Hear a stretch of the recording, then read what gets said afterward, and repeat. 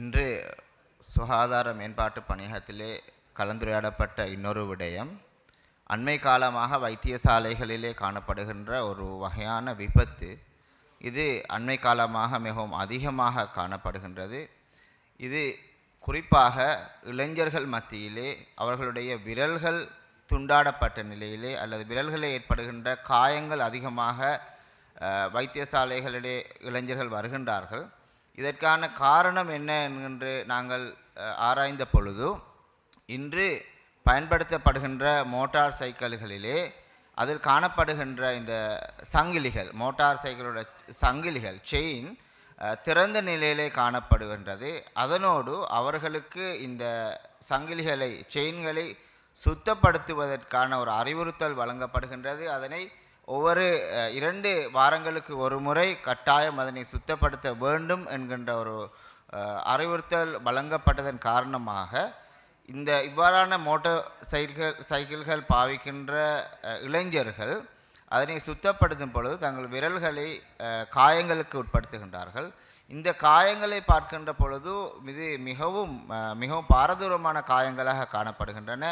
அதிகமான நபர்களுடைய விரல்கள் துண்டாடப்படுகின்றன.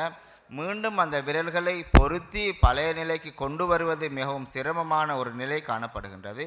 அவ்வாறு பிளாஸ்டிக் சர்ஜரி மூலமாக அதனை பொருத்தினாலும் அது பழைய நிலையிலே அதை பயன்படுத்தப்பட முடியாத நிலை காணப்படுகின்றது.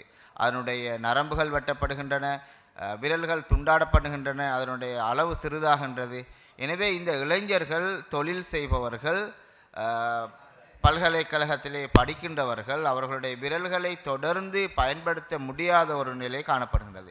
இந்த விபத்து மிக அண்மை காலமாக அதிகமாக ஏற்படுகின்றது. எனவே இதனை தவிர்த்து கொள்ள வேண்டிய நிலை காணப்படுகின்றது. அதிகமாக செலவு ஏற்படுகின்றது. இதற்கு சத்திர சிகிச்சை செய்து பழைய நிலைக்கு கொண்டு வருவதற்கு அதிகமான காலம் எடுக்கின்றது. எனவே இவ்வாறான இளைஞர்கள், இவ்வாறான மோட்டார் சைக்கிள்களை பாவிக்கின்ற இளைஞர்கள் அதனை சுத்தப்படுத்தும் பொழுது மிகவும் கவனமாக இருக்க வேண்டும்.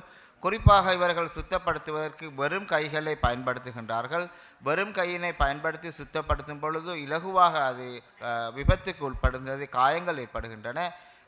எனவே இவ்வாறான இதனை சுத்தப்படுத்தும் பொழுது மிகவும் பாதுகாப்பான முறைகளே கைகளிலே கிளவுஸ் போன்ற விடயங்களை அணிந்து கொள்வது, பிரஷ் போன்ற விடயங்களை பயன்படுத்தி அதனை